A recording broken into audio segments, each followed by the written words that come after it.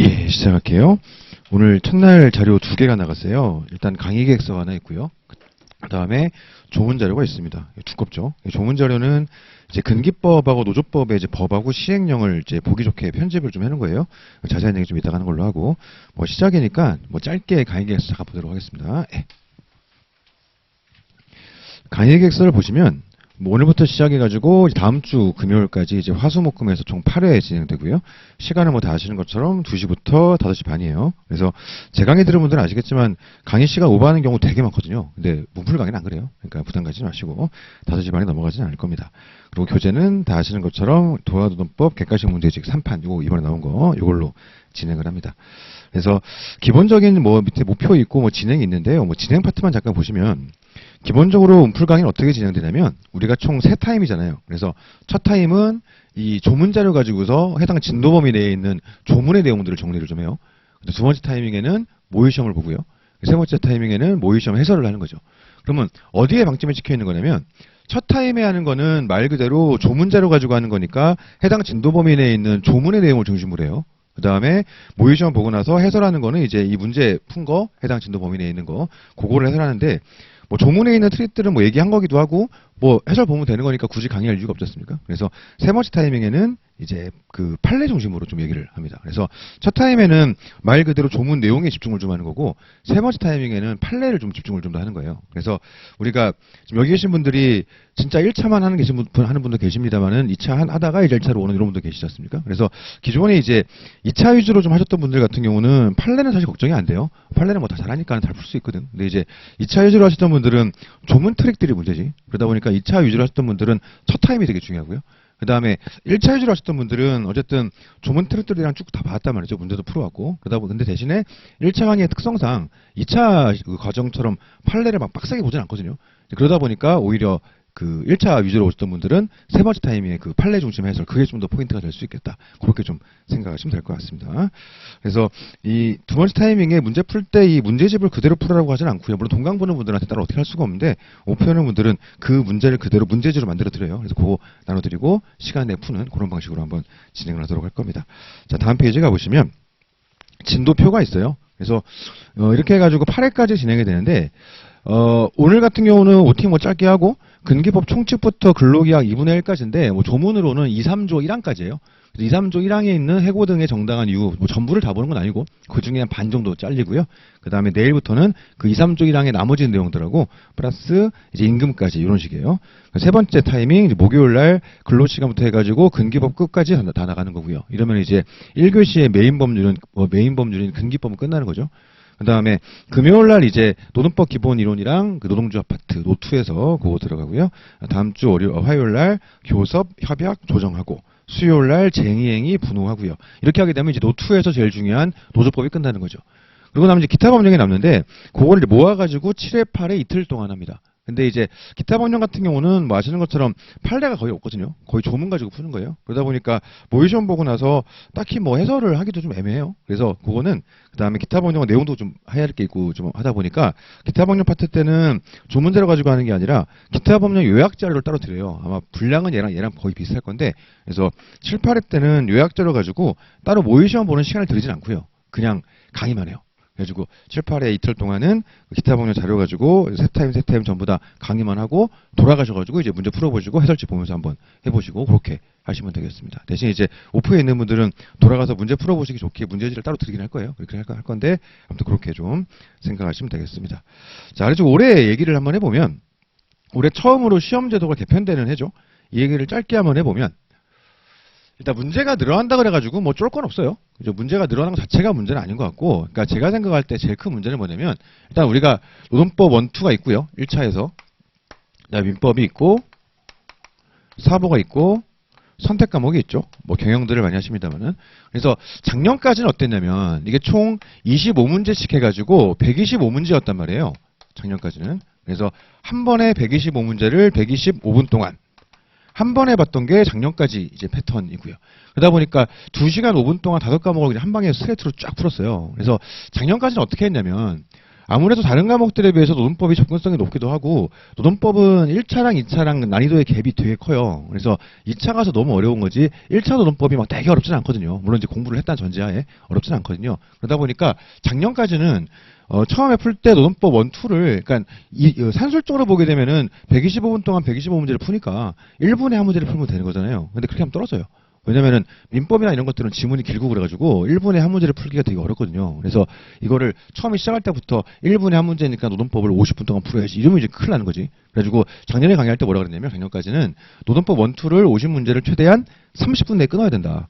어차피 우리가 100점 목표로 하는 게 아니니까 한 80만 맞으면 되는 거 아니냐. 노동법 1, 2 합쳐가지고. 그래서 노동법 1, 2는 평균적으로 한 80 정도 맞을 생각하고 빨리 풀어가지고 30분 내에 풀어서 시간을 세이브하고 좀 남은 시간들을 민법, 사법 이런 거에다 좀 투자를 해가지고 이렇게 하자. 그래가지고 노동법에서 한 80 정도 맞고 한 2과목 정도 한 60 맞고 한 과목 명가락하고 이러면 합격입니다. 까지가 작년 패턴이고요. 근데 올해 이제 다 바뀌어진 건 다 아시는 것처럼 이게 40문제로 늘었어요. 자.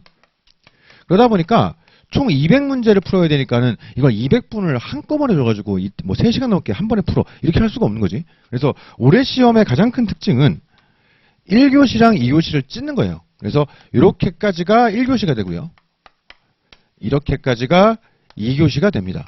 그러다 보니까 올해는 작년처럼 막 노동법을 최대한 빨리 풀어가지고 막 시간을 세이브하고 이럴 필요가 별로 없어요. 그러니까 노동법만 놓고 보면 오히려 좀 더 여유가 생겼다 이렇게 좀 볼 수 있을 것 같아요. 시간 배분 차원에선. 그 문제가 늘어나는 게 막 어려운 거 아니냐? 근데 사실 뭐 그렇지 않습니다. 어차피 문제가 나오는 건 기본적으로는 거기서 거기라 문제 수가 늘어나는 거 그 자체가 문제는 아닌 것 같아요. 다만 이제 시간 배분에 문제가 있겠다. 그럼 어디에 문제가 있을 것이냐? 1교시는 오히려 작년에 비해서 여유가 생겼죠. 80분 동안 80문제를 풀면 돼요. 근데 문제가 2교시가 문제인데 120분 동안 120문제를 풀어야 되는데 와 이거 만만치 않을 것 같은데. 그러니까 작년 같은 경우는 이쪽에서 워낙 특히 이제 이 두 과목이 문제인데 민법 사법 쪽에서 워낙 시간이 부족하다 보니까 앞에서 최대한 땡겨가지고 시간을 좀 아꼈던 건데 올해는 교실을 찢어버리니까 그게 안 되잖아요. 그게 제가 볼 때는 올해의 시험의 가장 큰 포인트가 될 수 있을 것 같습니다. 그래서 딴 거보다 물론 정확하게 푸는 게 제일 중요합니다만은 민법, 사법, 선택 과목 같은 거 풀 때 최대한 빨리 풀어가지고 뒤에서 시간이 밀리지 않도록 그걸 하는 게 되게 중요할 수 있을 것 같아요. 그래서 작년 같은 경우는 문풀 강의 할 때도 우리가 40문제를 풀지 않습니까? 작년에도 40문제 풀었었어요. 왜 그러냐면은 이게 작년 같은 경우에 우리 문풀 과정에서 50문제를 풀 자니 너무 많고 이게 와서 풀기에 그다음에 뭐 25만 하자니 너무 적고 그래가지고 그냥 제 마음대로 40문제를 했었는데 우연찮게 올해는 그게 맞아 떨어진 건데 아무튼 작년까지는 우리 모의 시험 40문제를 푸니까 40분을 드리긴 합니다만은 무조건 25분 내에 끝내세요. 뭐 이랬어요. 근데 올해는 뭐 그렇게 하지는 않을 것 같고 좀 여유 있게 푸셔도 괜찮습니다. 노동법은 대신 마킹 시간 이런 것들도 좀 고민을 좀 해보시는 게 아무래도 좋을 수 있습니다. 어쨌든 올해 시험 포인트는 얘네들을 시간 내에 최대한 빨리 푸는 거 요게 좀 포인트가 될 수 있겠다. 그래서 제가 생각할 때 특히 올해는 계산 문제 이런 것도 많이 나올 거예요. 밑에 과목들 같은 경우는 제가 생각할 때는 계산 문제에 너무 크게 시간을 들이면 안 되지 않을까 이런 생각이 좀 들긴 드는데 그래서 계산 문제를 일단 제껴놓고 딴 거 먼저 푼 다음에 혹시 여유 있으면 계산을 하고 안 되면 그냥 찍어버리고 이게 낫지 않을까 싶긴 한데 아무튼 올해 다시 강조드리면 올해 1차 시험의 포인트는 2교시의 시간 부족 문제를 어떻게 해결할 것인가 이거에 대한 방비가 제일 중요하니까 그거를 좀 염두에 두고 들어가시면 좋을 것 같습니다. 자, 그 다음에 또 이제 우리가 실전적으로 모의 시험을 보는 코스니까 OMR 마킹 얘기를 한번 해보면 방식이 두 가지가 있죠. 그래서 특정 과목이 끝나고 나서 마킹하는 유형이 있고요. 그 다음에 전 과목을 끝내고 나서 마킹하는 유형이 있죠. 그럼 뭐가 정답이냐? 그런 건 없어요. 그런 건 없는데 개인적으로는 그래도 끝까지 가서 한꺼번에 마킹하려고 그러면 막 시간에 쫓기기도 하고 사람이 실수할 수 있는데 그때 실수를 해버리면 수습이 안 돼요. 그러다 보니까 제가 생각할 때는 특정 과목 끝나고 나서 마킹 끝내버리는 게 낫지 않나 이렇게 좀 생각이 들어요. 특히 이제 2교시가 더 심할 것 같은데 2교시 같은 경우는 민법 먼저 뭐 푸는 순서는 상관없어요. 본인 성향에 따라서 얘를 먼저 풀어도 되고 뭐 얘를 먼저 풀어도 되고 상관없는데 선택도 마찬가지고요.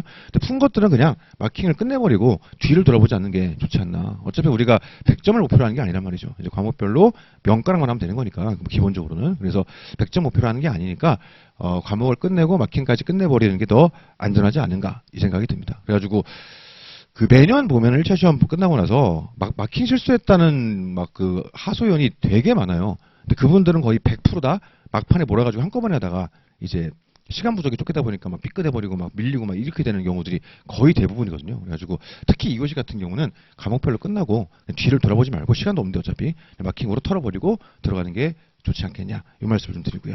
그 다음에 지금 문풀 과정에서 벌써 할 얘기는 아니긴 한데 뭐 사실 막판 마무리 강의할 때 많이 얘기하는 건데요. 플러스로 이제 뭐를 좀 강박적으로 신경 쓸 필요가 있냐면 우리가 처음에 OMR 카드 작성을 할 때 OMR 카드 수강증 번호가 아니지 그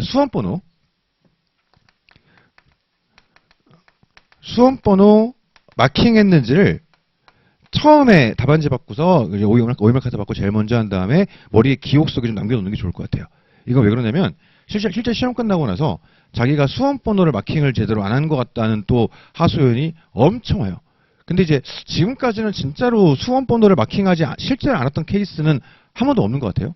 그러니까 예를 들어 뭐 우리 집에서 밖에 나올 때 불을 안 끄고 나온 것 같아 뭐 이런 느낌인 건데 실제로 수험번호를 마킹하지 않은 케이스가 한 번도 없긴 했는데 어쨌든 간에 본인이 마킹했는지 안 했는지가 기억이 안 나면 특히 동차 준비하시는 분들은 그 뒤에 집중이 안 돼요. 이게 안 한 것 같은데 지금 이게 공부하는 게 막 이러면서 마음이 집중이 안 돼가지고 많이 흔들리더라고. 그러다 보니까 지금 할 얘기가 아니긴 한데 처음에 답안 받아 놓고 나서 이 수험번호 마킹하는 것부터 강박적으로 좀 생각을 해보자. 그래서 우리가 문풀 과정에서는 첫 시간 아까 얘기했던 것처럼 조문 중심으로 강의를 하고 두 번째 타이밍에 문제를 풀렸습니까? 문제 풀 때 OMR 카드를 드려요. 그래서 그거 제출하시면 빠르게 정리해가지고 점수랑 통계까지 쫙 나오거든요. 뭐 이름은 안 나오고. 그래서 점수 통계 쫙 나오니까 처음 할 때 받자마자 요거 마킹하는 거 습관 들이시고 그다음에 내가 마킹을 했다는 거를 의식적으로 좀 내 기억 속에 남겨놓고 했는지 안 했는지 기억 안 나면 안 되니까. 그 다음에 우리가 노동법을 40문제를 푸니까는 뭐 우리는 1교시 내에서의 1, 2를 다 푸는 건 아니긴 합니다만 어쨌든 나름대로 좀 폰을 잡아가지고 예를 들면은 한 20번까지 풀고 나면 거기까지 마킹해야 되겠다. 뭐 이런 식의 패턴이 있지 않습니까? 그런 것들도 한번 나는 어떤 스타일이 맞는지 한번 연습을 해보시고 그렇게 한번 자기한테 맞는 그런 방식들을 찾아가는 것도 이 문풀 과정을 통해서 좀 필요할 수 있겠다. 그렇게 좀 말씀을 드립니다. 자, 그러면 본격적으로 진도 한번 나가보시죠. 자, 조문자료 가지고 볼게요. 자, 조문자료 1페이지 보시게 되면 파트 1 해가지고 일단 헌법 32조부터입니다. 다 아시는 것처럼 노동법 1, 2를 구별하는 기준은 노동법 1은 헌법 32조에 근간을 둔 개별적 근로관계 법규죠. 그래서 1교시에서는 헌법 32조와 근기법을 위주로 하는 개별적 근로관계 법규 근기법 플러스 10개 그거를 보는 거고 2교시에는 노2는 헌법 33조에 있는 노동 3권을 중심으로 보는 거죠. 그래가지고 노동 3권 중심으로 하는 노동조합법 플러스 기타 법령 4개 이렇게 보는 게 이제 원투로 찢어지는 거지 않습니까? 그래서 오늘부터 이제 3일 동안 하는 게 노1 과정이고 4회차부터 6회차까지 하는 게 노2 과정이고 7, 8회차는 원2가 섞여 있는 거죠. 기타 법령 1에서의 10개랑 2에서의 4개를 한꺼번에 정리하다 보니까 그게 좀 섞여 있다 이렇게 이해하시면 될 거예요. 자, 헌법 32조.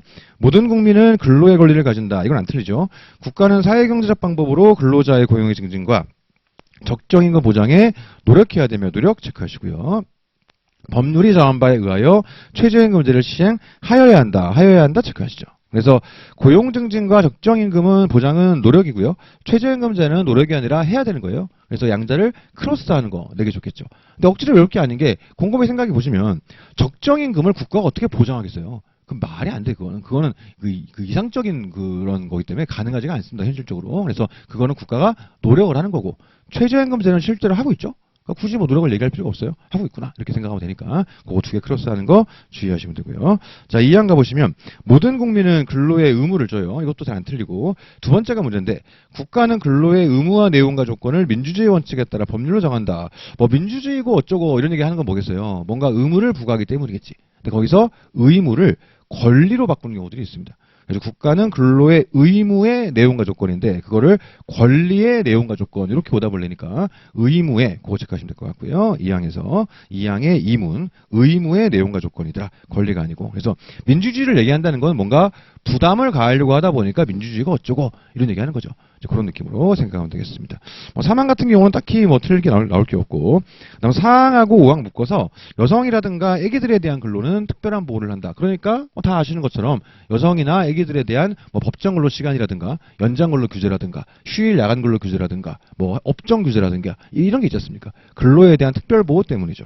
그다음에 4항에서 그 뒷부분 보시게 되면은 뭐 고용 임금 및 근로조건에 있어서 부당한 차별을 받지 않는다. 이것도 뭐 딱히 틀릴 건 아닐 것 같고 그래서 가끔 나오는 게 뭐 장애인의 근로는 뭐 특별히 보호를 받는다 이런 문구가 나오는데 뭐 맞는 말은 맞는 말이지. 보호받아야죠. 근데 적어도 그게 헌법 32조에 있지는 않잖아요.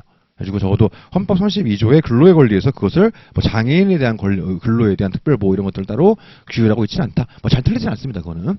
오히려 어려운 게 뭐냐면 4, 5항 묶어서 한 축 잡아가고 4항, 5항 그 다음에 6항을 또 한 축이라고 했을 때 이 양자를 크로스하는 거 이게 좀 문제죠. 예를 들어 4항과 5항에서는 여성과 연수자에 대해서 근로에 대한 특별보호를 얘기하는 거지 우선적인 근로기회를 부여하라는 건 아니었어요. 그러니까 예를 들어서 무슨 연소자 가산점 이런 건 없어요. 그러니까 여성 가산점 이런 게 있는 경우도 있지 공기업 이런 데서. 근데 그거는 헌법에 의한 요청이 아니고 그냥 그 공기업 해당 기업의 정책 방향인 거예요. 그건 그냥. 그렇죠. 그래가지고 우리가 4항과 5항에서는 근로에 대한 특별보호를 얘기하지 우선적 근로기회 부를 얘기하지 않거든요. 그러니까 예를 들어서 연소자에 대해서는 우선적으로 근로기회를 부여해야 된다. 땡인 거지 않습니까? 반대로 6항에서는 국가 유공자 등에 대해서 우선적인 근로기회를 부여해라. 그래서 유공자 가산점 이런 걸 얘기하는 거지 얘네들의 근로에 대한 특별보호를 얘기하진 않아요. 그래서 뭐 예를 들어서 유공자에 대한 법정 근로 시간을 따로 가져가고 이러지 않지 않습니까? 두 개를 크로스하는 거 그걸 좀 주의하시면 되겠습니다. 그 정도면 특별히 문제는 없을 것 같아요. 자, 조금만 더 나가보면 자 이게 약간 철저한 논쟁이라서 뭐 오래 낼까 싶긴 한데 혹시 몰라서 하나만 얘기해보면 일단 기본적으로 유공자가 나오죠. 그 다음 상위군경이 나와요. 6항에서. 그러니까 이제 뭐 이건 예를 들어서 뭐 다친 업무 수행, 작전 수행하다가 다친 뭐 군인 경찰 뭐 이런 사람들이겠지. 그 다음에 전몰군경이 나옵니다. 작전 수행 중에 돌아가신 분들, 군인 경찰 이런 분들이겠지. 그래서 뭐 그 다음에 마지막에 글이 뭐가 나오냐면 의 유가족 이렇게 돼 있거든요. 그러니까 옛날에는 이걸 어떻게 해석했냐면 유공자 플러스 유공자의 유가족, 상위군경 플러스 상위군경의 유가족. 전몰군경은 돌아가신 분이니까 우선적 근로기를 줄 수가 없죠. 어차피. 그러니까 전몰군경은 유가족. 이렇게 해석을 했어요. 그랬더니 이게 예를 들어서 공무원 가산점 이런 혜택을 보는 사람이 너무 많은 거야. 그래가지고 이렇게 하게 되면은 예를 들어 유공자에 관련된 사람들이 아니면 아예 공직에 취임할 수 있는 기회 자체가 박탈돼 버리는 거예요. 왜냐면 이쪽에 부여되는 가산점이 너무 많아가지고 여기에 해당되지 않으면 공무원 시험에서 100점 맞아도 합격이 안 되는 거야 이게. 그러니까 아예 원천적으로 불가능한 거죠. 그래서 누군가가 헌법소원을 걸었어요. 그래가지고 헌법재판소에서 좀 과하긴 하다. 이걸 좀 줄여서 해석을 해야 된다. 그래서 지금은 정리되어 있는 게 유가족은 얘만 꾸미는 걸로. 그러니까 옛날에는 유공자 플러스 유공자의 유가족 이런 식이었는데 지금은 유가족은 아니에요. 그냥 유공자, 본인, 상위군경도 본인, 전몰군경은 유가족 이런 식이죠. 그래서 요즘에 이렇게 나올까 싶긴 한데 만약에 유공자의 유가족 그러면 틀린 거예요. 그거는. 그렇죠? 유공자만 들어가는 거니까 유공자의 유가족은 아니다. 이런 느낌으로 한번 정리할 수 있을 것 같습니다. 자, 넘어가시죠. 자, 이 페이지 가보시면 1조 목적 돼 있죠. 옆에다가 하나만 써놓으시면 돼요. 1조 목적에다 옆에다가 산업평화 X 써놓으시죠. 산업평화 X. 딱히 목적 자체는 틀릴 게 없어요. 그냥 맞는 거지 뭐. 한번 읽어보시면 1조 목적. 이 법은 헌법에 따라 근로조건의 기준을 정함으로써 근로자의 기본적 생활을 보장, 향상시키며 균형 있는 국민경제 발전을 꾀하는 것을 목적으로 한다. 다 동의되는 내용들이잖아요. 그렇죠? 노동삼권 관련된 노조법 목적은 마찬가지예요. 기본적으로 읽어보시면 다 동의되는 내용이에요. 뭐 근로조건의 유지 개선이 어쩌고 그런 얘기하거든. 동의되는 내용입니다. 근데 노조법상 목적에는 존재하는데 근기법의 목적에는 존재하지 않는 게 있어요. 그게 뭐냐? 그게 바로 산업평화입니다. 그래서 근기법에는 산업평화란 말이 안 나오는데 노조법에는 산업평화란 말이 나와요. 그래가지고 목적 얘기할 때 그것만 주의하시면 그 외의 것들은 딱히 틀릴 게 없겠다. 이래 볼 수 있고요. 자, 2조 가보시면 2조 1항 이 법에 사용하는 용어의 뜻은 다음과 같다 돼 있어요. 1호 해가지고 근로자 개념이 나오죠. 그래서 전통적으로 근로자 개념이 제일 잘 나왔던 거는 다음 중 뭐 정의 규정이 잘못 짝지어진 것을 해가지고 근기법상 근로자 한 다음에 노조법상 근로자 깔아놓는 거 이런 것들을 제일 많이 냈는데 그건 틀리면 안 되죠. 공부 좀 하시는 분들은 말이 안 되는 거잖아. 그렇죠? 오히려 이제 뭘 생각해 볼 수 있냐면 자, 근기법상 근로자의 개념은 웬만한 특히 이제 개별적 근로관계법규 같은 경우는 거의 대부분 다 이걸 차용해요. 예를 들어 최저임금법에 적용을 받는 근로자는 누구냐? 근기법상 근로자예요. 산업안전보건법에 의한 보호를 받는 근로자는 누구냐? 근기법상 근로자예요. 사회보험법에서 산재법은 기본적으로 마찬가지죠. 그러니까 이런 식이에요. 그래서 기본적으로는 근기법상 근로자가 웬만한 노동법의 근로자 개념에다 이제 쓰이고 있는 거죠. 그래서 종종 나오는 게 다음 중 근기법상 근로자의 개념과 다른 것은 혹은 다음 중 근로자 개념이 좀 다른 것은 다른 법률은 무엇인가 이런 식이에요. 두 개만 기억하시면 되는데 근기법상 근로자하고 다른 개념을 두고 있는 건 시험적으로는 실제로는 더 많긴 한데 그러니까 시험적으로는 딱 두 개예요. 하나는 노조법상 근로자고요. 하나는 남녀고용평등법상 고평법상 근로자 이렇게 되어 있습니다. 굳이 범주를 얘기하면 어떻게 되는 거냐? 다 아시는 것처럼 노조법상 근로자가 가장 범주가 넓어요. 이 사람들은 지금 실업 상태에 있거나 구직 중에 있거나 해고된 사람들도 포함되는 것이고 그 다음에 근로계약을 체결하지 않았다고 하더라도 이에 준하는 계약들, 소위 말하는 특고들 이분들도 노조법상 근로자 범주에는 포섭이 되죠. 근데 이거보다 조금 적은 게 뭐냐? 바로 그게 고평법상 근로자예요. 고평법상 근로자는 이 회사에 고용돼서 일하고 있는 근기법상 근로자는 물론이고 나아가서 이 회사에 고용되고자 하는 자. 그러니까 우리가 채용 과정에서의 차별이 규율되는 이유가 그거죠. 고평법으로. 그래서 그런 사람들까지도 포괄하는 개념일 것이고. 근데 그에 반해서 근기법상 근로자는 진짜 말 그대로 이 회사에 고용돼 가지고 일하는 직원들, 걔네들만 얘기하는 거니까 이 범주를 굳이 얘기해 보면 이렇게 좀 범주가 차이가 있을 수 있다. 그래서 뭘 좀 기억하시면 좋냐면 다음 중 근로자 개념이 다른 것은 무엇이냐 했는데 1번 근기법상 근로자, 2번 최저임금법상 근로자, 3번 산업법상 근로자, 4번 이런 식이에요. 근데 5번에 봤더니 갑자기 고평법상 근로자. 그럼 답은 5번이구나. 이런 겁니다. 너무 쉽죠? 아무것도 아니지. 이렇게 좀 정리하시면 될 것 같아요. 자, 그 다음에 2호 가보시면 사용자 개념이 나오죠. 사용자란 사업주 또는 경영 담당자 또는 행위하는 자 이렇게 돼 있죠. 전통적 의미의 사용자는 누군가요? 협의의 사용자로서 사업주를 말하는 거죠. 그래서 근로계약 상대방으로서의 사용자는 사업주예요. 근데 우리 입법자는 근기법상 사용자를 사업주로 한정할 경우 근기법의 실효성이 무너질 것을 우려해가지고 이 회사에 쉽게 말하면 주인이 아니라고 하더라도 근기법의 준수 의무를 지는 사용자의 범주를 설정하고 있는 거죠. 그게 경영 담당자, 행위하는 자 이런 사람들이지 않습니까?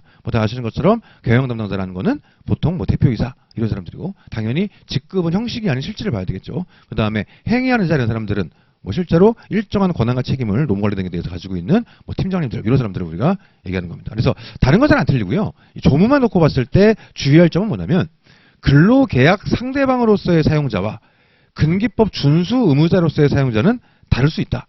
이거 맞는 말이죠. 근기법은 누가 준수하냐? 사업주, 경담, 행위 셋 다 준수하는 거고 근로계약 상대방은 사업주로 한정이 되는 거니까 그것만 조금 주의하시면 될 것 같습니다.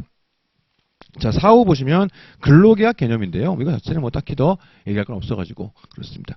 그 다음 5호부터는 이제 임금 쪽이긴 한데 이제 보는 김에 아예 싹 봐버리죠. 자, 5호 보시면 임금이 나오는데 조문만 놓고 봤을 땐 딱히 틀릴 게 없고요. 6호에서 평균임금인데 평임을 읽어보시면 평균임금이란 이를 산정해야 할 사유가 발생한 날 이전 3개월 동안에 3개월 체크하시고요. 90일이 아니에요. 3개월에 3개월. 이전 90일이 아닌 3개월. 이전 3개월이니까 여법상 89일에서 90일 사이쯤 나올 수 있겠다. 그거 생각할 수 있고 3개월이죠. 그리고 그 근로자에게 지급된 임금의 총액을 그 기간의 총 일수로 나눈 금액을 말한다. 이렇게 되어 있습니다. 자, 두 번째 뭘 주의해야 되는 거냐? 첫 번째 주의할 게 이전 3개월 그거 주의했어야 되고요. 두 번째 주의할 게 그 근로자 체크하시죠. 그 사업장의 모든 근로자가 아니에요. 그러니까 평균임금이라는 건 우리 직원들이 보통 얼마나 받지? 이게 아니고 개인적인 문제인 거죠. 이 사람은 평소에 보통 얼마나 받지? 얘는 또 평소에 보통 얼마나 받지? 이런 거예요. 그러니까 개인들이 받은 임금들을 각자가 90일로 나눠가지고 이렇게 계산하는 거죠. 그래서 그 근로자를 그 사업장의 전체 근로자 이렇게 바꾸는데 이게 쓱 보면 헷갈려요. 그래서 헷갈리지 않도록 주의하시고 근로자에게 지급된 임금의 총액을 그 기간의 총 일수로 나눈 금액을 말한다. 또 세 번째로 체크할 게 그 기간의 총 일수로 나눈 금액 그거 체크하시죠. 이걸 왜 체크하냐면 그 개념을 얘기할 때 거기까지 안 나가고 끊는 경우가 있어요. 어떻게 끊냐면 평균임금이란 이를 산정해야 할 사유가 발생하는 이전 3개월 동안에 그 근로자에게 지급된 임금의 총액이다. 이런 식으로. 아니지.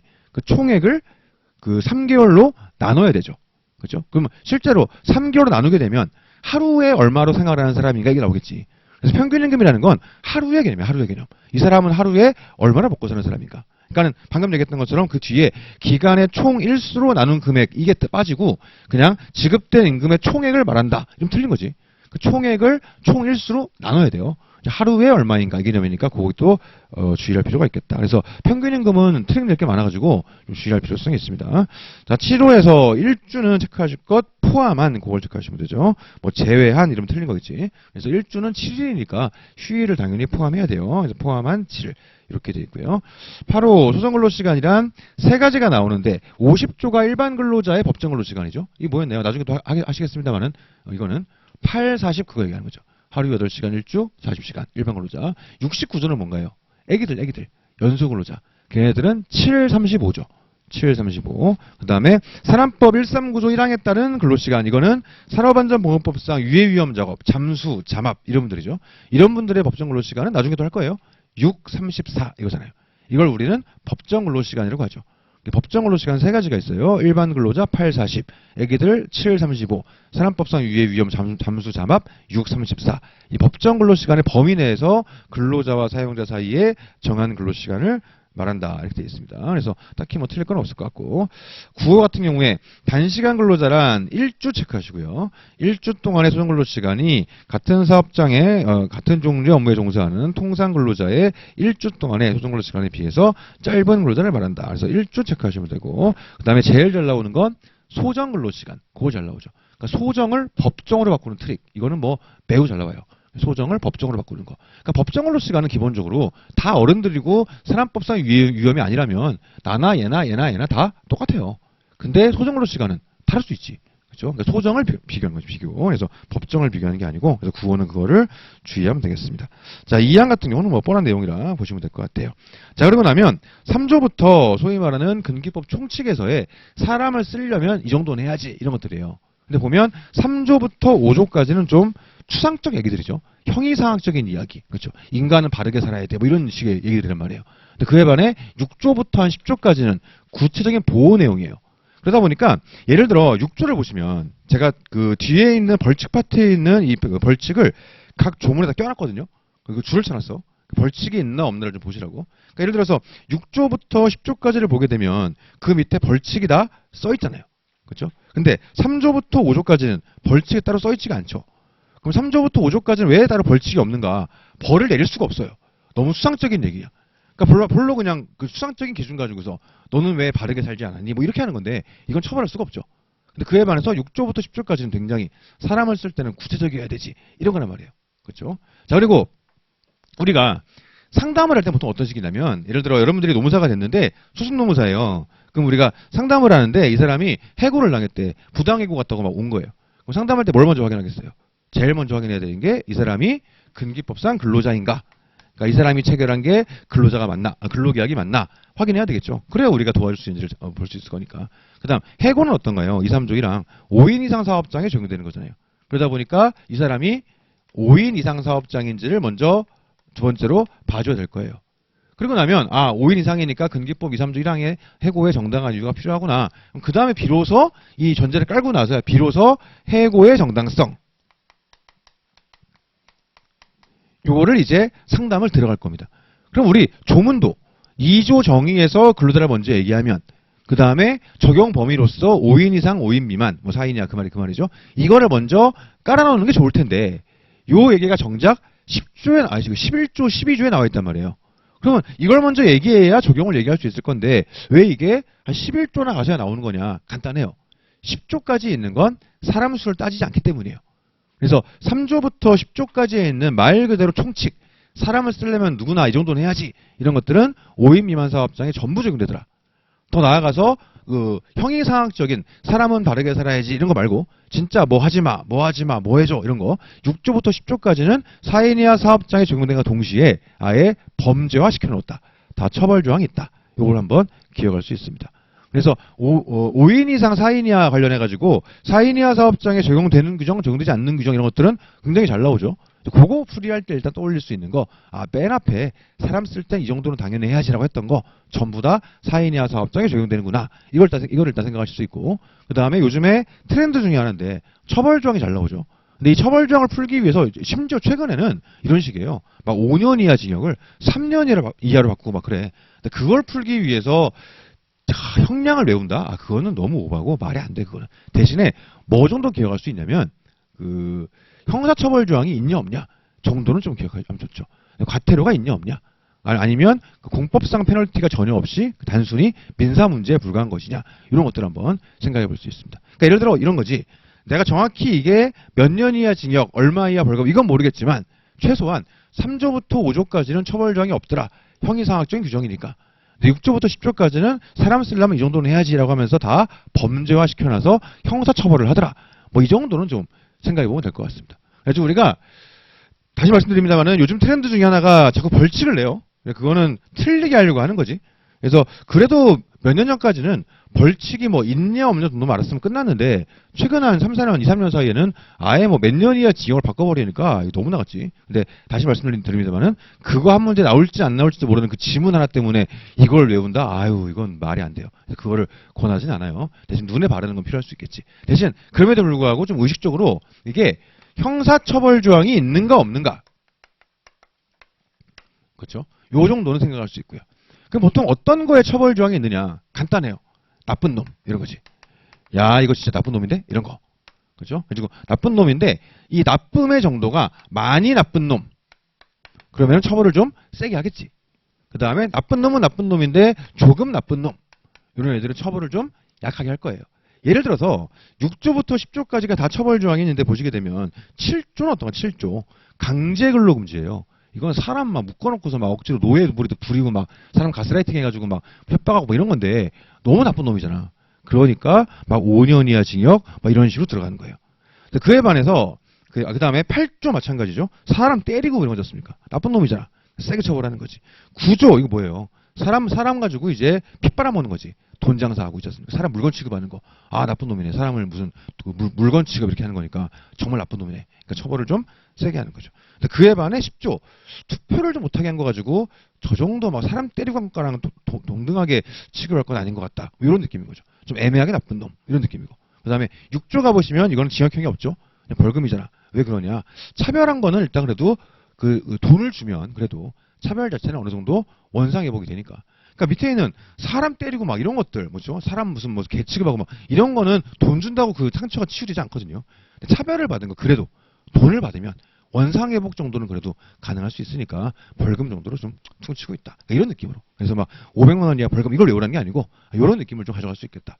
자, 그 다음에 과태료가 부여되는 경우들이 있어요. 과태료는 어떤 경우에 보통 부여하냐? 보통 뭔가 신고하는 거. 이런 거.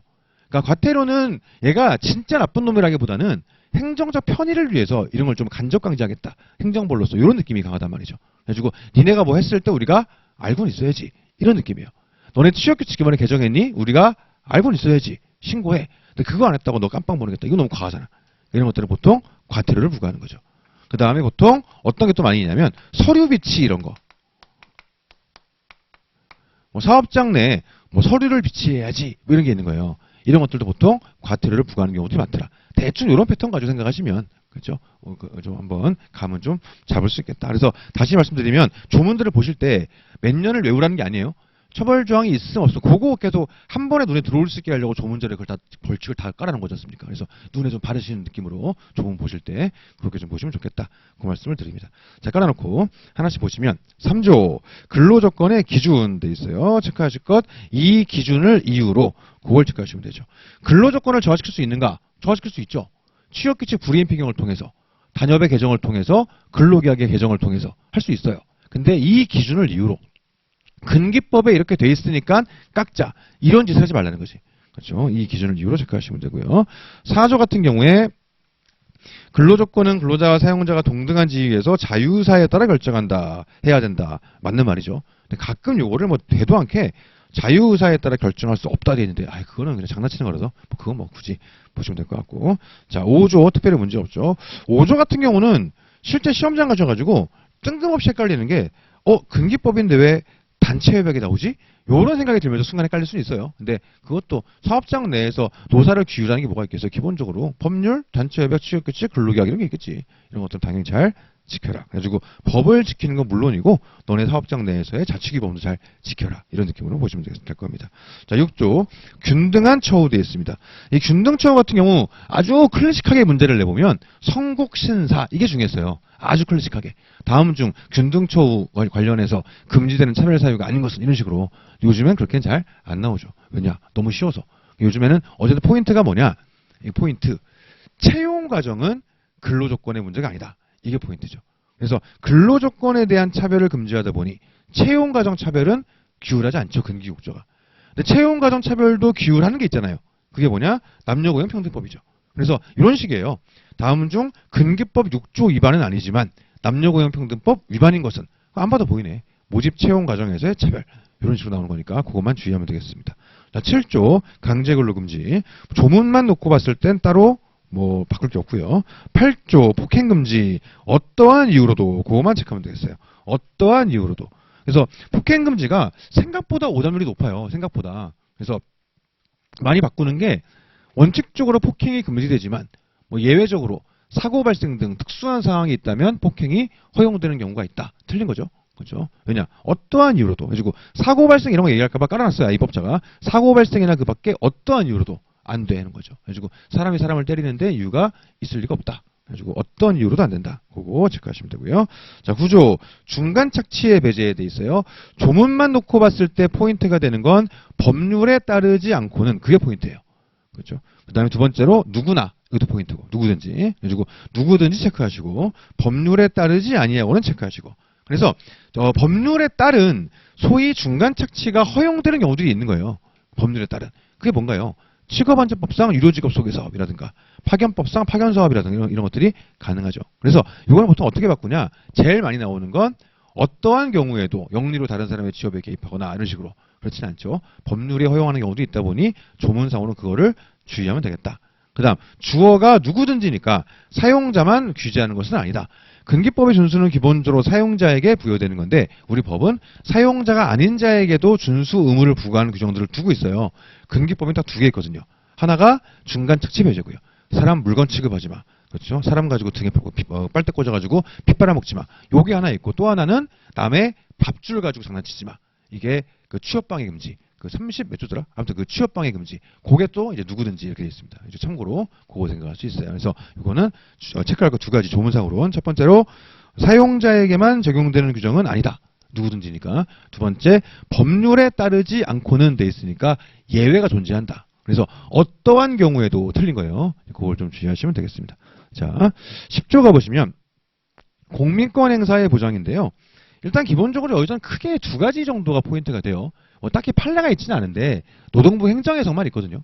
그러니까 첫 번째로 노동조합 활동을 공익직무로 볼 수 있는가? 이게 보통 그렇지 않다 그래요. 그러니까 노동조합 활동이라는 건 그러니까 예를 들어 노조위원장 입장에서 이번에 분호 구제 신청을 제기해가지고 노동위원회에 내가 출석을 하는 거예요. 근무 시간 중에 가겠지. 근무 시간 중에 회사는 뭐라 할까요? 연차 쓰고 가 이렇게 할 거예요. 내가 전임 간부가 아니라면 연차 쓰고 가 이렇게 하겠지. 근데 내 입장에서는 아니 국가기관이 부르는데 왜 그래야 돼? 그리고 내가 나 때문에 가냐? 노조일 때문에 가는 거지. 이래 얘기할 수 있단 말이에요. 근데 어쨌든 간에 노동조합은 사익단체죠. 이거를 공익직무로 볼 수는 없어요.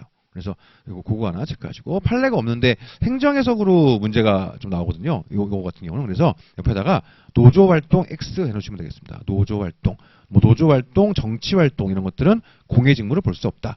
그거 하나 체크하시면 될 것 같고요. 자, 그 다음에 그러면 사용자가 근로자의 공민권 행사를 보장을 해주는 거예요. 그러면 공민권 행사를 보장해 줄 때 그 시간을 유급 처리해야 되는가? 그렇진 않죠.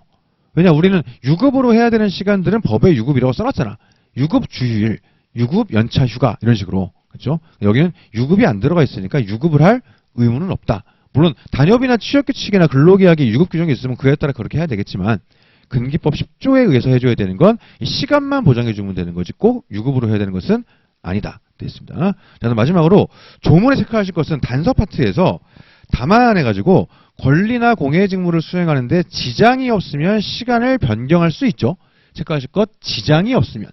그러니까 이 사용자의 뭐 굳이 얘기하면 이제 시간 변경에 대한 권리라고 치고 뭐 굳이 얘기하면 시간 변경권이라고 칩시다. 그럼 사용자가 시간 변경권을 행사하기 위한 요건은 무엇이냐? 간단해요. 뭐 장관의 승인을 받아 이런 거 아니야. 그냥 지장만 없으면 돼. 오전에 투표하고 올게요. 야, 오전은 바쁘니 오후에 갔다 와라. 이건 전혀 문제가 안 되는 거지. 근데 퇴근하고 가라. 이건 안 되는 거지. 근로시간 중에 신청했으면 근로시간 중에 갈 수 있도록 해야 되는 거니까. 그래서 아무튼 그게 포인트. 정리해보면 10조 포인트 3가지. 노조활동 혹은 정치활동 이런 것들은 공익직무가 아니다. 그 다음 이 시간을 보장만 해주면 되지 유급으로 할 의무가 있는 것은 아니다. 세 번째, 사용자의 굳이 표현하면 시간 변경권이라고 할게요. 이걸 행사하기 위한 요건, 지장만 없으면 된다. 오후에 하고 오전은 바쁘니까 아무 문제 안 되더라. 그 정도 생각할 수 있습니다. 자, 그럼 본격적으로 적용 범위를 들어가죠. 11조, 12조가 있는데 12조 먼저 보시면 12조 먼저 보시면 적용 범위 해가지고 이 법과 이 법에 따른 대통령령은 국가특별시, 광역시, 도, 시군구, 읍면동 그 밖에 이주하는 것에 대해서도 적용된다 돼 있어요. 쉽게 말하면 국가지자체가 직접 수행하는 사업은 사람 수를 따지지 않아 이 얘기죠. 그래서 예를 들어 국가지자체가 직접 수행하는 사업은 상시 근로자 수가 3명이라 하더라도 근기법을 전면 적용하는 거죠. 가지고 그 정도 국가지자체는 그 정도 책임감을 가지고 사람을 써야 될 테니까 당연히 모범이 돼야지. 그래서 12조에 의해서 국가지자체의 사업은 사람 수를 안 따진다. 간단하고요. 그다음에 11조를 통해서 우리는 사람 수를 가지고서 나누죠. 그럼 첫 번째로 근기법의 전면 적용 사업장은 무엇이냐? 11조에 나와 있죠. 5인 이상 이렇게 돼 있어요. 그럼 일부 적용 사업장은 무엇이냐? 4인 이하죠. 4인 이하. 그 다음 적용 제외 사업장은 무엇이냐? 두 가지가 있죠. 동거의 친족만으로 구성된 사업 또는 사업장. 그 다음에 가사 사용인. 요게 일단 기본 틀이고요. 자, 그러면 11조에 의해서 기본적으로 이런 틀을 나눌 수가 있는데 그럼 5인 이상 사업장은 근기법의 전면 적용 사업장이냐? 맞아요. 그러니까 이게 좀 약간 말장난인데 근기법의 전면 적용 사업장인가? 맞아요. 근데 5인 이상 사업장에는 근기법의 모든 규정들이 전부 다 적용된다. 이건 맞지 않아요. 왜 그러냐면 5인 이상인데 한 가지 고려할 사항이 있어요.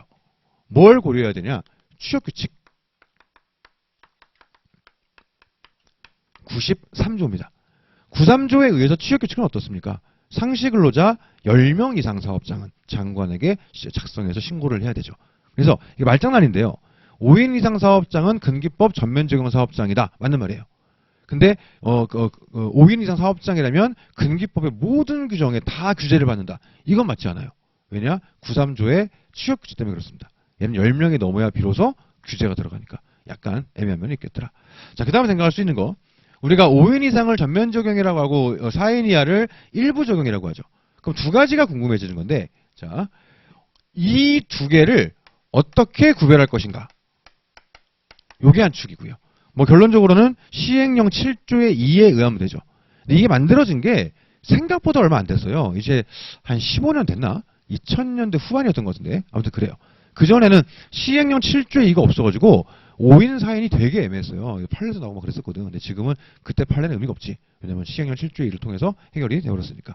자, 그 다음에 4인 이하 사업장에 일부 적용이라고 하는데 어떤 게 적용되는 거고 어떤 게 적용되지 않는 거지? 이게 또 궁금할 수 있을 거예요. 그래서 실제 시험용으로는 이 두 가지가 제일 포인트일 수 있다. 이렇게 우리가 볼 수 있겠죠. 뭐 전통적으로는 동거의 친족만에서 만을 빼는 거. 동거의 친족을 사용할 경우 근기법이 적용되지 않는다. 틀린 거죠. 동거의 친족만으로. 그러니까 우리 회사의 모든 직원들이 동거의 친족이에요. 그럴 때만 적용 제외인 거지. 그렇죠? 한 명이라도 아니다. 그럼 우리는 그냥 다 카운팅 해가지고 사람 수를 세야 되겠지. 이런 느낌으로 보면 되겠습니다. 그래서 요 두 가지를 중심으로 볼 거예요. 자, 일단 보시면 밑에 박스를 보시면 시행령 7조의 2를 깔아놨죠. 밑에 박스. 자, 시행령 7조의 2 보시면 1항 법 11조 3항에 따른 상시 사용하는 근로자 수는 해당 사업 또는 사업장에서 법 적용 사유 발생일 전 체크하실 것 1개월 체크하시죠. 1개월. 그래서 상시 근로자 수에 대한 판단은 최근 1개월 동안 얘네가 사람이 얼마나 있니? 이걸 가지고 판단해요. 1개월. 그래서 1개월 체크하시고요. 그래서 이거 뭐 30일 이런 거 아니고 뭐 3개월 아니고 1개월. 다음 페이지 가시면 동안 사용한 근로자의 연 인원을 같은 기간 중에 가동일수로 나눠 산정한다. 이게 원칙이에요. 그래서 기본적으로 어떻게 산정하는 거냐면 이런 식이에요. 예를 들어 우리가 지난 1개월 동안 이번에 우리 회사가 어려운 상황이 발생해가지고 휴업에 들어가게 됐어요. 그러니까 직원들은 근기법 46조에 따른 휴업 수당을 달래. 그러니까 사용자는 내가 왜 줘야 되냐? 작은 회사인데 얘기하는 거고 직원들은 우리 5인 이상이야 얘기하는 거예요. 사용자는 4인 이하야 얘기하는 거고 그래서 지난 1개월 동안 얼마나 썼는 걸 봤어요. 그래서 가동일수가 1일차부터 뭐 2일차 쭉쭉쭉쭉쭉 해가지고 25일차까지 우리가 지난 1개월 동안 가동일수가 25일이었어요. 나머지는 쉬었고 25일 가동했습니다. 그래가지고 이게 가동일수고요. 그래가지고 1일차에 4명을 썼고 2일차에 6명을 썼고 쭉 가다가 25일차에는 뭐 한 3명을 썼고 이런 식이에요. 그래가지고 썼던 인원들 싹 합치는 거, 매일매일 쓴 인원들 싹 합치는 거, 이걸 우리는 연 인원이다 이렇게 얘기하죠. 합쳐보니까 예를 들어 이게 125명이었다고 치자고요. 그럼 연 인원을 가동일수로 나눴더니 5 나오네요. 5. 이렇게 되면 5인 이상이다. 이런 식으로 원래는 푸는 거예요. 원칙은. 근데 실제로는 이렇게 안 풀어요. 왜냐? 예외가 너무 명확해서 그래. 자, 계속 가보시면. 자, 2항 가보시면 1항에도 불구하고 다음 각호의 구분에 따라 그 사업 또는 사업장에 대하여 5명 이상의 근로자를 사용하는 사업 또는 사업장으로 보거나 혹은 보지 않는다. 그러면 1항에도 불구하고 뭘로 판단할 거냐? 원칙에도 불구하고. 사실은 예외로 판단하게 되어 있는데 1호 법 적용 사업 또는 사업장으로 보는 경우, 그러니까 5인 이상으로 보는 경우죠. 읽어보시면 1항에 따라 해당 사업 또는 사업장에서 수를 선정한 결과 법 적용 사업장에 해당하지 않는 경우예요. 그래서 저 원칙에 의해 계산을 해봤더니 5가 안 나와. 그래도 5인 이상인 적이 더 많았다. 5인 이상인 날이 더 많았다. 그러면은 저거 원칙에 따라 계산했을 때 5가 안 돼도 적용해 줄게. 이런 거예요. 2호는 반대예요. 적용사업장을 보지 않는 경우 마찬가지예요. 원칙에 따라 해봤더니 5가 넘어요. 근데 5가 안 되는 날이 더 많은 거예요. 그럼 적용되지 않는 걸로 보겠다. 4인이하로 보겠다. 이런 느낌인 겁니다. 그럼 실제로 어떻게 판단하겠어요? 그냥 지난 1개월 동안에 가동일수 깔아놓고서 5인 이상의 날이 많았니? 5인이 안 되는 날이 많았니? 이걸 판단하는 거예요. 그래서 사실 저거는 계산할 필요도 없어. 5인 이상이 많았으면 그냥 되는구나. 5인 미만이 많았으면 안 되는구나. 끝. 이런 식이 되는 거죠. 오케이? 그럼 실제로 제일 어려운 거 뭐냐? 얘가 더 많다. 혹은 얘가 더 많다. 그런 문제가 없는데 같다. 이래버리면 되는 거지. 같으면 어떻게 할 거냐? 결론적으로 같으면 적용하지 않아요. 왜 그러냐? 같을 때 적용되기 위해선 이상 혹은 이하 이 말이 나와야지.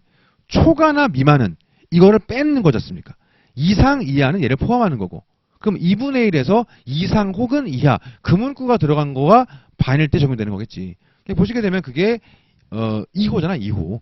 이게 2분의 1 이상인 경우, 그래서 2분의 1이면 2호에 적용을 받는 거예요. 그러니까 이때는 적용되지 않는다. 그래서 오히려 좀 헷갈릴 수 있는 건 같으면 어떡하지? 이건데 같으면 적용하지 않는다. 그래서 12일은 예를 들어 12일은 10명이었고 12일은 4명이었어요. 그럼 5인 이상과 미만이 다 12일씩이죠. 똑같잖아. 적용하지 않는다. 이런 느낌인 거예요. 오케이. 자, 그 다음에 3항 가보시게 되면 60조부터 62조까지가 연차죠. 그렇죠. 연차의 적용 여부를 판단하는 경우에 해당 사업 또는 사업장에서 월 단위로 근로자수를 산정한 결과 지난 1년 동안 계속 5인 이상이어야 되겠더라. 연차 같은 경우는 지난 1년간 계속 5인 이상이었어야 돼요. 왜 그러냐? 말 그대로 연차니까. 연에 따른 휴가, 연단위 휴가 이런 거다 보니까 1년 단위로 판단하죠. 그러다 보니까 이거는 지난 1개월씩 12개월을 해가지고 1년 동안 해가지고 다 넘었으면 그래서 연차를 준다. 대신 그 3항 첫 줄에 가로 안에 보시면 60조 2항에 따른 연차에 관한 부분은 제외한다 돼 있지 않습니까? 이거는 1년 미만자 생각하시면 돼요. 1년 미만자는 소위 월차형 연차를 부여하죠. 한 달 개근하면 하루. 그러니까 얘네들은 굳이 1년을 얘기할 필요는 없는 거예요. 그렇죠? 한 달 개근하면 하루 이런 식이니까 얘네들은 한 달이면 되겠지. 이제 그것 때문에 써있나 보다. 이렇게 생각하면 되고요. 그 다음 4항 같은 경우 체크하실 것 파견 근로자를 제외. 그것만 체크하면 되겠습니다. 파견 근로자를 제외. 그래서 파견 근로자는 내가 고용한 게 아니죠. 그러니까는 남이 고용한 걸 내가 땡겨 쓰는 거니까 뭐 카운팅 한다면 파견 업체는 카운팅이 되겠지. 사용 사업주한테는 카운팅 하지 않는다. 이런 느낌으로 볼 수 있을 것 같습니다. 자, 그러면 이거 봤고요. 구별 시행 실조의 이 조문으로 봤고, 그러면 그 다음에 뭘 적용하고 뭘 적용하지 않을 것이냐. 이거는 제가 조문제로에다가 굳이 넣어놓지는 않았습니다만은 기본 교재에는 다 있죠. 기본 교재는. 그래서 요 얘기 한번 해보면 실제로 내려면 한도 끝도 없지. 그래서 기출지문으로 있는 것들은 일단 보셔야 되고요. 기출지문으로 있는 것들은. 근데 그 외의 것들은 조금 감으로 풀 필요가 있는데 그럼에도 불구하고 이 정도는 꼭 알아야 되는 거를 제가 따로 정리해 드리는 게 있습니다. 이제 기억하시기 좋게 이제 카테고리를 묶어가지고 잡아드리는 게 있어요. 자, 첫 번째로 4인 이하 사업장에 적용되는 것과 되지 않는 것. 첫 번째 카테고리를 뭘 생각할 수 있냐? 해고 등. 이걸 생각할 수 있어요. 일단 해고 등의 제한 규정은 적용되지 않죠. 4인 이하 사업장은 해고도 마음대로 할 수 있고 인사도 마음대로 할 수 있고 징계도 마음대로 할 수 있어요. 해고 등의 제한 이게 있습니다. 그 다음에 해고 등의 제한 규정이 적용되지 않으니 그 다음에 뭐가 적용되지 않을 것이냐. 27조에 서면 통지 같은 건 필요 없죠. 서면 통지의 취지가 뭔가요? 부당한 해고로부터 근로자가 적절하게 대응할 수 있도록 하기 위해서 사유랑 시기를 서면으로 통지하도록 하는 거죠. 근데 마음대로 해고할 수 있는데 서면 통지가 무슨 의미가 있겠어요? 이거를 적용하지 않는 거지. 그 다음 마음대로 해고할 수 있으니까 28조 이하에 있는 노동위원회를 통한 구대절차 얘도 의미가 없겠죠. 적용하지 않습니다. 그 다음 그럼에도 불구하고 해고 등에 대해 적용되는 게 있어요. 어떻게 적용되는 거냐? 자를 때 마음대로 자르더라도 미리 말은 해줘야지 이런 거예요. 미리 말해주면 돈이 안 들어가잖아요. 미리 말해주기 싫으면 돈을 주면 되고. 그러니까 취지 자체가 근로자가 새로운 일자리를 구할 수 있는 시간적 경제적 여유를 보장하기 위함이 있으니 마음대로 잘리는 건 잘리는 거고 어쨌든 이 사람이 새로운 일자리를 구할 수 있는 그 지원은 좀 필요하겠죠. 그러니까 말은 해줘라. 그 다음에 자르더라도 이럴 땐 자르면 안 되지. 해고 금지 기간. 애 나러 가 있는데 자르는 너는 사람 새끼냐 이런 느낌으로 2, 3조 2항 이런 것들이 있습니다. 그래서 기본적으로는 어떻게 나누시면 되냐면 일단 돈이 들어가는 건 적용하지 않는 경우들이 많고 돈이 안 들어가는 건 적용해 주는 경우들이 많아요. 그리고 돈이 들어간다 하더라도 이것도 안 해주면 네가 사람이냐 싶은 것들은 이제 적용을 시켜주는 거죠.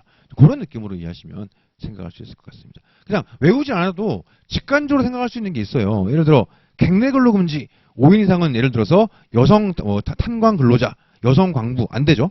그럼 5인 미만은 여성 광부가 될 것이냐? 더 안 되겠지. 그렇잖아요. 이게 안 되는데 이걸 허용해 준다고? 어휴, 말이 되나 그렇잖아요. 애기들은 여기서는 안 되지만 여긴 된다? 에이, 그런 게 어딨어. 말도 안 되지. 상식으로 생각해 보시면 얼추 좀 생각할 수 있는 게 있습니다. 자, 아무튼 그 패턴이에요. 그 다음 생각할 수 있는 거 휴게 쪽 한번 얘기해 보면 4인 이하 사업장에는 직원 수가 얼마 안 되니까 연차는 적용하지 않겠다. 그러니까 아까 우리가 시행령 7조에 의해서도 연차를 판단하기 위해서 5인 계산할 때는 뭐 1년으로 바로 하는 게 4인 이하에 적용되지 않기 때문에 그 얘기가 나올 수 있겠죠. 그래서 직원 한 명인데 연차 간다고 빠지기가 좀 부담스러우니 이건 좀 뺀다는 느낌이고요. 대신 4인 이하 사업장이라 하더라도 뭘 해줘야 되냐. 5사조에 따라서 밥 먹을 시간은 줘야 되겠지. 그래서 4인 이하 사업장이라 하더라도 밥 먹을 시간은 필요하다 이런 거고요. 그다음에 이게 특이한 건데 경영계에서 반발이 많은 거 55조 1항에 따른 주휴일 이것도 그래도 해줘야 되죠. 주휴일 그렇습니다. 일주일에 하루는 돈 받고 쉴 수 있게 해줘라. 대신 공휴일까지 쉬게 하기는 좀 뭐하다. 그래서 공휴일은 또 빼고 그래서 휴게 쪽, 휴일 쪽, 휴가 쪽 얘기해보면 이렇게 돼 있어요. 그 다음에 이제 모성보호 파트 한번 생각해 보시면 모성보호 관련해가지고 우리가 크게 생각해 볼 수 있는 게 이제 생리휴가랑 출산휴가인데 애엄마가 애엄마란다. 그 생리하는 분들이 배 아픈 거는 어쩔 수 없다. 이건 참아라. 우리 회사가 작아서 어쩔 수가 없다. 약 먹으렴. 이런 거고요. 그 다음에 엄마가 작은 회사에서 일하는 거랑 애기랑은 무관하잖아요. 애기가 잘못되면 어떡해. 그래서 애기가 잘못한 건 없으니까 문제가 돼서는 안 되니 7사조에 따른 출산휴가 등 이런 것들은 4인 이하 사업장이라 하더라도 적용시켜줘라. 그러니까는 요거 보내놓고서 그 시기에 해고하지 마. 이 말이 나오게 되는 거지. 해고 금지 기한 적용되는 것도 같이 연동되어 있는 그런 측면이 있습니다. 그 다음 마지막으로 기타 짜잘짜잘한 것들이 있어요. 짜잘짜잘한 것들. 예를 들어 우리가 17조에 명시의무 이런 거 쉽게 얘기하면 명시의무 이행하는데 돈 안 들어가잖아요. 해주면 되지. 근로계약 체결할 때 최소한 네 임금이 얼마인지, 소정근로 시간이 얼마인지, 언제 쉬는지, 연차가 어떻게 되는지 이 정도는 써서 얘기해줘야 될 거 아니야. 그거 별로 어려운 것도 아닌데 그렇지 않습니까? 뭐 사회생활 기본이 안 돼 있구만. 이거 어떻게 이렇게 하면 안 되지, 그렇죠? 이 정도는 해줘야 되겠지. 그다음 요거 아무튼 요거 처벌 조항까지 해가지고 적용을 4인 이하 사업장에 적용시켜주고 있고요. 그다음에 지금은 약간 철진한 건데 퇴직급여가 원래는 적용 안 됐어요. 퇴직급여가 4인 이하에 적용되기 시작한 게 2010년 12월부터니까 아직 14년도 안 됐어. 그러니까 생각보다 얼마 안 됐어요. 이거 적용되고 있는 거. 약간 철진하긴 했습니다만은 이거 생각할 수 있고 그 외에 기타 돈 들어가는 거 싹 다 빠지는 거죠. 뭐 예를 들어서 46조에 따른 휴업수당이라든가 그 다음에 뭐 56조에 따른 가산임금 이런 거 돈 들어가는 거 이런 것들은 기본적으로 적용해주지 않더라. 자, 다만 관련해가지고 여기서 조금 주의할 게 뭐냐면 46조에 따른 휴업수당을 비교해봐야 되는 게 휴업급여라든가 휴업보상 이런 거랑은 좀 구별이 돼야 되겠죠. 휴업급여는 뭐예요? 산재법상 보험급여죠. 휴업보상은 근로기준법상 재해보상이고, 그러니까 결국 휴업급여나 휴업보상은 업무상 지해 문제란 말이에요. 업무상 지해는 사인이나 사업장이라 하더라도 적용해 주겠지. 직원이 한 명이어도 일하다가 다치면 업무상 지해로 보호를 받아야 될 거지 않습니까? 그래서 휴업이 들어간다고 헷갈리면 안 되겠죠. 그래가지고 회사가 일거리가 없으니 나오지 말으렴. 이때는 휴업수당 줘야 되냐? 그럴 필요까지는 없다. 회사가 작으니까. 그래도 업무상 지해로 다치면 적용시켜줘야 되겠지. 이런 애들은 적용되는 걸로. 그래서 휴업이라고 해가지고 휴업수당이다 생각하지 마시고 혹시라도 이렇게 섞일 수 있으니 그걸 좀 주의하면 되겠다. 여기까지가 12조까지 내용 되겠습니다. 자, 13조 가보시게 되면 보고 출석 의무 돼 있어요. 그러니까 쉽게 말하면 노동위원회나 뭐 감독관이 나와라. 그러면 나오라는 거예요. 그러면 나오라 그랬는데 안 나갔다고 야, 너 말을 안 들어? 너 깜빵. 이거 너무 과하잖아. 그러니까 과태료 이런 느낌이고요. 그 다음에 14조 법령 주요 내용 등에 게시되어 있습니다. 뭐 서류 비치 이런 거죠. 쉽게 얘기하면 이것도 과태료 돼 있어요. 참고로 이제 14조에 법령 주요 내용 등의 게시는 돈이 안 들어가잖아요. 그러니까 왠지 사인이나 사업장에서 적용할 것 같은데 왠지 그럴 것 같은데 실제로는 적용하지 않아요. 왜 그러냐? 취업규칙 때문이다 생각하시면 되겠습니다. 취업규칙은 10인 이상 사업장에 작성 신고 의무가 있죠. 근데 5인 미만에까지 막 취업규칙의 비치 의무를 규정하는 게 뭔가 매칭이 안 되는 거예요. 그런 느낌으로 사인이나 사업장에도 돈은 안 들어가지만 적용되지 않는다. 이렇게 보시면 되겠습니다. 자, 여기까지가 기본적인 근기법 총칙 파트 내용이었어요. 자, 15조 가보시면 이제 본격적으로 근로계약이 들어가죠. 자, 15조 가보시면 이 법을 위반한 근로계약 돼 있어요. 1항에서 그 부분에 한정하여 체크하시죠. 그 부분에 한정하여. 그 부분에. 그러니까 민법에서는 전부 무효가 원칙이고 예외적으로 일부 무효인데 우리는 부분 무효가 원칙이에요. 계약의 일부가 강행복귀 위반이면 그 부분만 무효가 됩니다. 같은 맥락으로 취업규칙의 일부가 강행복귀 위반이다. 그 부분만 무효가 되는 거예요. 왜냐면 이게 노동법의 특성이 좀 맞는 거죠. 겨우 이제 취업 포기 해가지고 겨우 취업 성공했는데 근로계약의 일부가 문제 있다고 근로계약을 무효로 잃어버리면 나 보호해준다는 명목으로 날 다시 실업자로 만드는 건데 맞지가 않잖아. 그러니까 부분에 한정하여 그거 체크하시면 되고요. 2항은 이건 뭐 틀릴 건 아닌 것 같은데 2항은 이 법에서 정한 기준 그거 체크하시죠. 이 법에서 정한 기준 그게 뭐예요? 이 법이 근로기준법. 뜬금없이 무효가 된 부분은 민법에 정한 기준에 따른다. 이런 식으로 가끔 나오는데 이거를 틀리면 안 되지 않나? 라는 생각이 들긴 드는데 아무튼 이제 이 법에 정한 기준, 근기법을 얘기하는 거죠. 16조는 의미 없고요. 지워진 거라. 17조 근로조건에 명시돼 있습니다. 17조 근로조건의 명시. 자, 17조 얘기해 보면 자, 우리가 17조 처음 볼 때 조금 헷갈려하는 게 있는데 뭐냐면 17조 1항이랑 2항이 막 같이 엮여 있으니까 뭐지? 응? 이런 경우들이 있어요. 당연한 거야. 이게 뭐냐면 우리가 명시 의무를 얘기하는데 17조 1항을 통해서 야, 이 정도는 중요한 거니까 명시해 해놓은 거고 그 중에 특히 중요한 거는 서면으로 명시하고 교부해 이렇게 하는 거예요. 그러니까 1항이 더 큰 개념이지. 2항은 1항 중에 특히 중요한 거 이런 느낌으로 봐야 되겠지. 그래가지고 처음 공부하실 때 막 두 개가 왜 엮여 있냐 그러는데 당연한 거지. 큰 우산을 먼저 얘기하고 그 안에서의 작은 더 세부적인 보호 내용들을 얘기하는 게 2항이니까. 자, 그러면 17조 1항을 통해서 명시하도록 하는 건 무엇이냐? 일단 17조 1항에서 얘기하는 명시라는 건 뭐 서면 이런 말이 없죠. 그러니까 여기에 있는 건 기본적으로 구두든 뭐든 가능한 거예요. 기본적으로 큰 우산, 그렇죠? 그럼 뭘 명시할 것이냐? 일단 기본적으로 임금 제일 중요하죠. 돈 받으려고 하니까. 그 다음 소정근로시간. 마찬가지로 법정이 아니에요. 법정이 아니라 소정근로시간. 그 다음에 세 번째 휴일. 네 번째 휴가. 그 다음에 시행령에서 몇 가지를 더 얘기하고 있죠. 그럼 시행령에 의해서 추가적으로 명시해야 되는 것들이 무엇이냐? 간단해요. 취업 장소라든가 너 어디서 일한다. 업무 내용. 너 이런 걸 일한다. 명시해 주라는 거고요. 그 다음에 취업규칙에 93조에 있는 필요적 기재사항들. 이 정도는 뭐 말을 해주든 보여주든 혹은 서면으로 주든 해라. 그 다음 93조. 그 다음에 기숙사 규정. 이런 거였어요.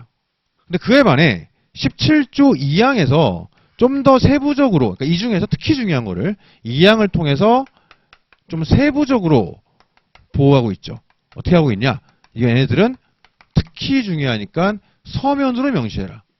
그 다음 근로계약 체결 시에는 서면으로 명시한 걸로 끝나는 게 아니라 아예 줘라. 교부해줘라. 그 다음 근로계약이 변경될 때는 무조건 주는 건 아니고 근로자가 요구하면 줘라. 이렇게 돼 있죠.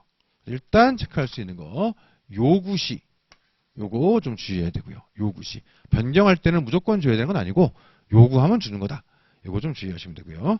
자, 그다음에 그럼 어떤 것들을 서면으로 명시하고 근로계약 체결 시엔 교부, 변경 시엔 요구시 교부할 것이냐?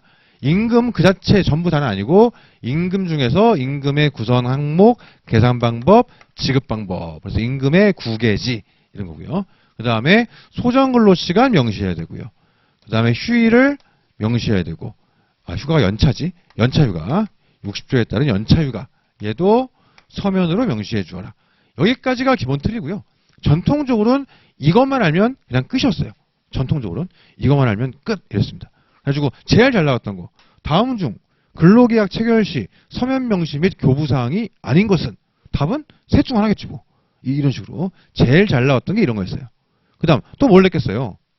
근로계약 체결 시는 물론이고 변경 시에도 뭐 요구와 관계없이 교부해야 한다. 땡 이런 식이었겠지. 체결 시에는 그냥 줘야 되고 변경 시에는 요구하면 줘야 되고 이런 식이니까 차이가 좀 있었습니다. 최근에는 어떻게 좀 응용하기 시작하냐면 67조를 얹어요. 연소근로자, 애기들 같은 경우는 17조에 따른 사항들을 명시해서 교부해라 돼 있거든요. 애기들은 17조에 따른 사항을 명시해서 교부해라 라고 67조에서 이야기를 하고 있죠. 그러니까 애기들은 여기 있는 전부 다를 서면 명시하고 교부해줘야 되는 거예요. 얘네들은 서면 명시 및 교부. 그러니까 시험이 이런 식이에요. 만 17세인 근로자 갑은 취업 장소와 업무 내용을 서면 명시하고 교부해야 한다. 딩동댕 이런 거죠. 만 21세인 을은 근로계약 체결 시 취업 장소와 업무 내용을 서면 명시하고 교부해야 한다. 땡 이런 식인 거죠. 아예 지문에 나이를 넣기 시작했어요. 그래서 어른들은 연소자 아닌 애들은 여기 있는 것만 서면 명시 및 교부. 근데 애기들은 그냥 1항에 있는 전부 다 이 모든 것들을 서면 명시 및 교부 이런 식이에요. 여기서 한 발 더 응용을 하면 진짜 어렵게 응용을 하면 근기법 93조까지 생각을 해볼 수 있어요. 다음 중 뭐 근로계약 체결 시 명시할 사항이 아닌 것은 서면이 아니라고 하더라도 구두로 하더라도 명시할 사항이 아닌 것은 이렇게 하는데 뜬금없는 이상한 것들이 막 나와 있는 거야. 이게 뭐지? 그러면 다 93조에 있는 취업규칙의 필요적 예상 이런 것들이에요. 그렇죠? 그런 느낌으로 한번 생각할 수 있습니다. 그리고 93조의 내용들의 법에 나와 있는 93조의 필요적 예상 그 규정들을 17조 문제에다가 끼워 넣는 것도 가능할 수 있으니 그것도 좀 주의할 필요가 있겠다. 그래서 낼 수 있는 트릭들이 좀 다양하게 있는 게 17조가 되겠습니다. 자, 깔아놓고 넘어가겠습니다. 자, 18조 가보시게 되면 단시간 근로자의 근로조건 돼 있어요. 자, 1항 같은 경우는 기본적으로 비율 산정 문제라서 뭐 특별한 문제가 없을 것 같고 2항도 보시면 되고요. 3항 같은 경우가 소위 말하는 초단시간 근로자죠. 초단시간 근로자. 4주 동안에 평균해 가지고 1주의 소정근로시간이 15시간 미만 근로자. 그래서 1주의 소정근로시간이 15시간 미만 이건 뭐 잘 안 틀리고 오히려 4주 동안 4주 체크하시죠. 4주 동안 평균해 봤더니 1주의 소정근로시간이 15시간이 안 돼요. 얘네들은 55조의 휴일이랑 60조의 연차를 적용하지 않는다. 그렇죠? 그 다음 또 빠지는 게 있죠. 뭐가 있냐? 기간제법상 2년 제한, 그것도 빠지고, 퇴직급여, 그것도 빠지죠. 그래서 요거 외에도 추가적으로 빠지는 게 퇴직급여 보장법에 의해서 퇴직급여 제도가 빠지고요. 기간제법에 의해서 기간제법상 2년 기간 제한 규정, 그것도 빠지게 되겠더라. 그래서 초단시간 근로자에 빠지는 거, 이런 식인 거죠. 오케이. 그렇게 한번 정리하면 될 것 같고요. 그 다음 시행령 별표 2를 갖다 놨는데 단시간 근로자에 대한 얘기들입니다. 좀 특이한 거 몇 가지만 체크해 보면 1번 근로계약 체결에서 가본 보시게 되면 사용자는 단시간 근로자를 고용할 경우에 임금 근로시간 그 밖의 근로조건을 명확히 적은 계약서를 작성해서 근로자에게 내줘야 된다. 이게 특이하죠. 우리는 명시 의무를 규정하고 있을 뿐 근로계약서 작성 의무를 규정하고 있지는 않거든요. 근데 특이하게도 단시간들한테는 아예 근로계약서를 쓰도록 한다. 보통 근로계약서 쓰면서 그 안에서 명시 의무까지 같이 이행하겠죠. 한꺼번에. 그게 좀 특이점이 있고요. 그거 하나 체크하시면 될 것 같고, 그 다음에 2번 임금 계산에서 나번 보시면 단시간 근로자의 1일 소정 근로 시간 수는 4주 동안의 소정 근로 시간을 그 기간의 통상 근로자의 총 소정 근로 일수로 나누는 시간을 한다. 그 시간 수로 한다. 가지고 2번의 임금 계산 나번은 통으로 좀 체크하시고요. 낼 게 너무 많아. 예를 들어 뭐 4주라든가 뭐 소정 근로 일을 뭐 일수인데 이걸 바꾼다든가 낼 게 많아가지고 2번의 나번 단시간의 1일 소정근로시간 수는 4주 동안의 소정근로시간을 통상근로자의 그 기간에 총소정근로 일수로 나눈다. 나누는 시간 수로 한다. 이거 통으로 체크하시고 이 정도는 보셔야 될 것 같습니다. 네, 그 외는 읽어보시고요. 넘어가겠습니다. 자, 19조 가보시게 되면 근로조건의 위반. 그러니까 19조에 의해서 뭐 명시 의무를 제대로 이행할 수도 있고 좀 이상하게 이행했을 수도 있는데 어쨌든 뭔가 명시했어요. 뭐 제대로 했든 이상하게 했든 간에 뭔가 명시를 했어. 근데 뭔가 명시했는데 막상 아본이 다른 거예요. 그럼 어떻게 하면 되겠어요? 쉽게 말하면 계약 위반이나 계약 위반. 그럼 채무 불이행 책임을 지면 될 거예요. 근데 거기에 대해서 좀 더 세부적인 보호가 들어갑니다. 자, 1항 17조에 따라 명시된 조건이 사실과 다를 경우에 근로자는 근로조건 위반을 이유로 손해배상을 청구할 수 있으며 너무 당연한 거죠. 그러니까 여기서 계약 위반인데 손배를 청구할 수 있느냐? 당연한 거 아니야. 그 당연한 걸 그냥 적어놓은 거예요. 근데 보통 손배는 어디에 청구하나요? 법원을 통해서 하죠. 법원을 통해서. 근데 얘는 특이한 게 2항을 보시면 그 손배 청구를 노동위를 통해서 할 수 있게 해주겠다. 이게 특이한 거죠. 그렇죠? 그러니까 노동위는 원래 이런 식으로 막 손해배상금을 받아주는 회사는 아니에요. 그렇죠? 근데 특이하게 신속 간이하게 할 수 있도록. 왜냐면 이거 이 근로조건 위반 가지고 손배 청구해봐야 뭐 액수가 얼마나 되겠어요. 엄청 많지는 않을 거 아니야. 그러다 보니까 법원까지 가기 번거롭고 해가지고 노동위원회를 통해서 해주겠다. 이거 처음 공부하시는 분들이 자꾸 무슨 노동위원회가 손해배상을 해주는 것처럼 이해하시는데 그게 아니고 노동위가 손배를 해줄 이유가 없잖아요. 노동이 잘못한 게 없는데 사용자가 잘못했지. 사용자가 잘못했으니까 손해배상을 사용자가 하는 건데 그거를 법원의 판결을 통해 받는 게 아니고 노동위 판정을 통해 받을 수 있도록 신속하고 간이하게 해줄게. 그 얘기예요. 그 얘기. 노동위가 돈을 주는 게 아니고 노동위가 돈을 왜 줘요? 그냥 잘못한 게 없는데. 그렇잖아요. 잘못 이해하시더라고. 그래서 2항 노동위원회에 시청할 수 있다는 건 법원에 소송을 제기하는 것처럼 법원이 잘못해서 소송을 제기하는 게 아니죠. 법원을 통해서 소송을 하는 거지. 그래서 노동위를 통해서 판정을 받아서 받을 수 있도록 그렇게 해주겠다는 거고요. 다시 올라가시면 1항에서 즉시 체크하시죠. 즉시 근로계약을 해지할 수 있다. 요즘 몇 가지 트렌드가 있는데 예를 들어 아까 벌칙 이런 것도 그렇고요. 즉시 이런 게 또 트렌드 중에 하나예요. 즉시를 무슨 3일 이내 이런 식으로 다 틀린 거지. 그래서 제가 따로 체크 안 해드려도 즉시, 지체 없이 이런 거는 다 체크하셔야 돼요. 제가 따로 체크 안 해드려도 그건 되게 중요합니다. 즉시. 그렇죠? 즉시 해제권이라고 하죠. 그래서 계약을 즉시 해제할 수 있다. 2항 같은 경우에 2항 뒷부분에 귀양여비가 또 나오죠. 귀양여비. 근데 이 귀양여비 주의할 점은 무조건 줘야 되는 게 아니고 취업 목적으로 거주를 변경. 그거 체크하시죠. 취업 목적으로 거주를 변경. 그래서 귀양여비는 명시된 조건이 사실과 다르다고 하여 무조건 줘야 되는 게 아니에요. 이 근로자가 말하는 거랑 다르잖아. 그만둘 거야. 즉시 해제권. 돈 내놔. 손배 청구 하면서 너 때문에 여기까지 왔는데 나 새로운 일자리 저쪽 강원도로 구했다. 나 이사 간다. 돈 내놔. 이러면 줘야 되는 거고 그냥 명시된 조건이 사실과 다르다고 하여 귀양여비를 무조건 주는 건 아니에요. 그러니까 취업 목적으로 얘가 거주를 변경하면 이사비용 지원 비슷하게 그렇게 그때 주는 거다. 귀양여비 그렇게 체크하면 됩니다. 그래서 그거 체크하시죠. 항상 주는 게 아니다. 자, 20조 위양리정의 금지. 조문 자체는 뭐 딱히 얘기할 게 없고요. 뭐 판례가 있어서 그렇지. 자, 21조 전차금 상계 금지. 얘도 이 자체로는 뭐 굳이 얘기할 게 없어요. 뭐 굳이 체크한다고 치면 상계하지 못한다. 이게 포인트가 납니다. 굳이 얘기하자면. 얘는 거의 그냥 맞는 지문으로 나오거든요. 근데 여기서 굳이 얘기하면 전차금을 대여하는 것 자체는 문제가 아니에요. 취업 목적으로 사용자가 근로자에게 취업 조건으로 돈을 빌려주었다. 그건 그럴 수 있지. 빌려주는 거는. 근데 그거를 매월 임금에서 막 까나가는 거. 일종의 가스라이팅이죠. 그게 안 된다. 이런 얘기인 거지. 그렇죠? 그래서 상계를 하지 않으면, 굳이 얘기하자면, 상계를 하지 않으면 전차금 대여 자체는 가능하긴 해요. 근데 그렇게 되질 않아가지고 잘 시험에. 그 다음 22조 강제저금의 금지. 사용자는 근로계약에 덧붙여 강제로 또는 저축금 관리를 규정하는 계약을 체결하지 못한다. 원칙이긴 하죠. 근데 2항에 예외가 있잖아. 2항에. 그러니까 1항이 예를 들어 어떤 경우에도 틀린 거예요. 그러니까 원칙적으로 이게 안 되긴 하는데, 그렇죠? 어떤 경우에도 근로계약에 덧붙여가지고 저축금 관리계약을 체결할 수 없다. 이건 틀린 거예요. 왜 그러냐? 2항에 의해서 예외가 있으니까. 자, 2항 보시면 사용자가 근로자의 위탁으로 관리하는 거예요. 그래서 원래는 사용자가 저축을 관리한다? 안 돼. 근데 근로자가 위탁하는 경우라면 할 수 있다. 일정한 요건 하에서. 그 요건이 무엇이냐? 1호, 2호 이게 있는 거죠.